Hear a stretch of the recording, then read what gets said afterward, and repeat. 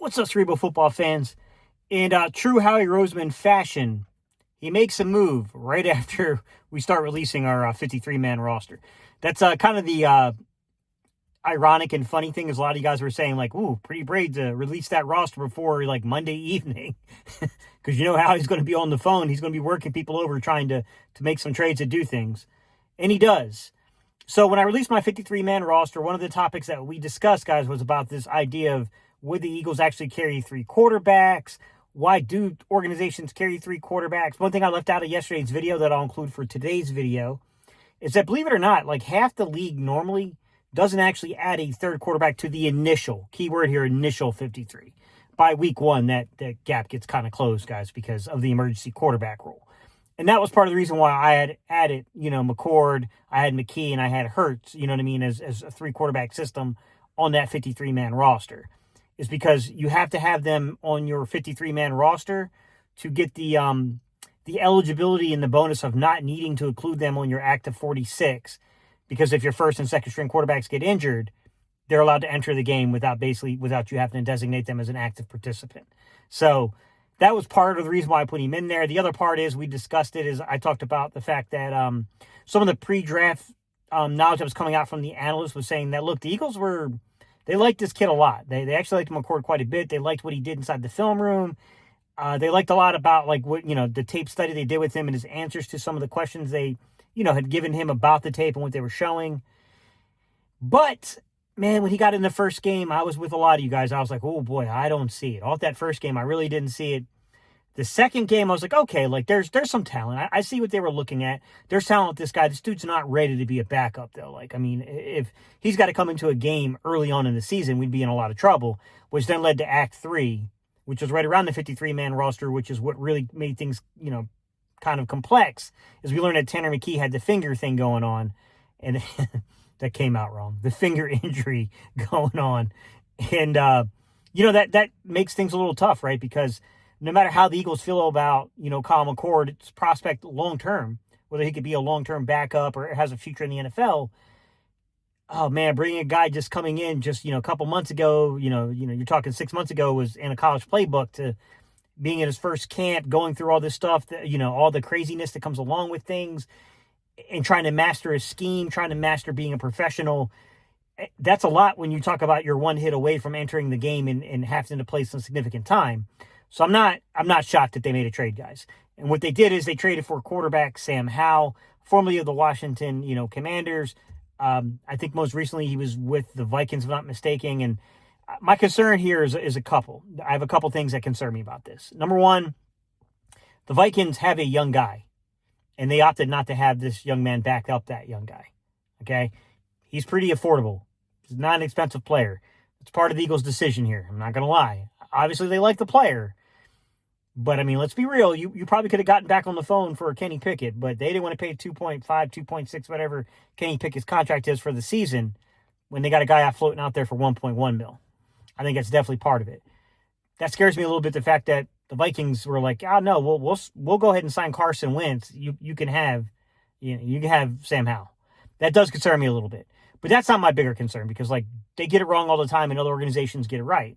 And Howie's got a good track record. So, I would defer to Howie to say, I'll give him a chance to be right here. But I think the bigger and larger looming issue to me, and the Eagles have done this before. I know Gardner Minshew, like, we've had these things. Even, I think, wasn't even Kenny Pickett wasn't he like a late? No, I think Kenny Pickett had some time in training camp, right, when he was traded for. But you guys get my point. You trade for a guy right at the 53-man roster cut down. There's no offseason work. I don't know Sam Howell's familiarity with this system and what he knows about it. And this dude's one hit away himself from coming into a game with a scheme and a system he don't know jack crap about. That does concern me, and I know the Eagles have done this in prior, seasons. But I do think it helps when you have an established veteran for a few weeks to carry you through. To get, if you get to October, especially late October, beginning of November, now you got to, as a guy who's been in the league a little bit, you have enough time to be in the quarterback room, to be around the quarterbacks, your quarterback coach, your offensive coordinator, the whole 9 yards, to kind of learn the scheme. Man, if you're in the first couple of weeks, if you're in September and you got to enter the game for any meaningful reason, that's scary, man. That's scary, because I'm not too sure this is I don't love this prospect either. A lot of this is going to hinge on Tanner McKee's health. And I hope this is just a precautionary thing. Like, okay, we don't know if Tanner McKee is really going to be ready by week 1. We just need a guy that can maybe float us, even though he's really not going to know the playbook if something happens. We need a guy that can float us maybe for a quarter or two if something happens, and then we can get Tanner back or get, Hurts back, something like that, which brings the bigger and larger issue here. We need a healthy Jalen Hurts for the first quarter of the season. No doubt about that, man. I mean, we can't afford anything happening there. Mulata, you're going to have to do your thing, man. Lane, you're going to have to really pave the lane, bro. We can't be playing no games. We cannot have anything like this happening, because this is a big issue if Jalen has to leave the game for any duration of time. And I'm not even talking about like a long-term injury. I'm talking about he's got to leave the game for a quarter or so. That's a problem if we got a guy that's really not that familiar with the playbook. I don't love that prospect, to be quite honest. Obviously, anytime Jalen leaves the game, no matter who's coming in, there's going to be, there's going to be a difference in the offense. It's not going to be quite the same offense, but I think we have a lot of trust that Tanner McKee, while, maybe coming in cold off the bench, you always got to give guys a little bit of a pass because it's not the easiest thing in the world to do. But we know with a full week of preparation with the Tanner McKee in there, we feel pretty good that the Eagles could find a way to win games even with the Tanner McKee until we get Jalen back. We have to discuss if that's the same feeling that we have when it comes to a Sam Howell. I don't know about that. I know some of you guys are throwing up highlights from the 2023 season where, he played pretty well. Different scheme, different system, different time, different corners. Guys, the 2023 Eagles secondary was pretty bad.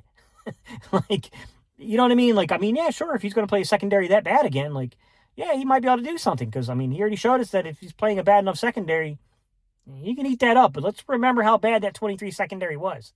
That wasn't him throwing against the 24 secondary or the 22 secondary, to be fair about things, right? Now, what I think causes the greater issue here is how are they going to make this roster over now? Are we going to place Tanner McKee on the injury reserve? Is Tanner McKee going to be on? I don't know if he qualifies for PUP because I think if I'm not mistaken, physically not going to be able to perform the PUP list. I think that's normally reserved for non-football related injuries, I thought. I could be wrong on that. I need to go read the rules on that. But, if you put him on the PUP, it's at least 4 weeks. I think IR, you can come back after 6, I believe, is the time length there. 4 to 6 weeks is a long time without Tanner McKee, man. It's a long time. I'm hoping that we can find a way of this just being a week or two and not needing to put him on anything. And then you just carry, look, you try to get Kyle McCord if you can through waivers, and you put him on your practice squad, and Kyle McCord is getting time to develop and become a guy maybe next year, and he's running your scout team. Or worst case scenario, maybe you get DTR back and you put DTR in your scout team and he's running, he's doing the scout team. So you put him on your practice squad and he's running the scout team is what I meant to say there. I would say something like that to me would make me feel a little better than having to put, McKee on PUP or IR being out for that length of time. And then you got your number 2 is clearly going to be Sam Howell. Your number 3 is still McCord. So you got a guy that doesn't know the playbook and a guy that is a rookie and is still really learning how to be a professional quarterback in the NFL and been very much up and down during this offseason.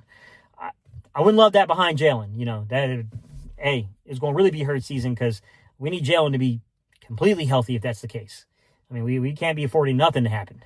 We already can't afford that, but it becomes even more dire, if you get what I'm saying.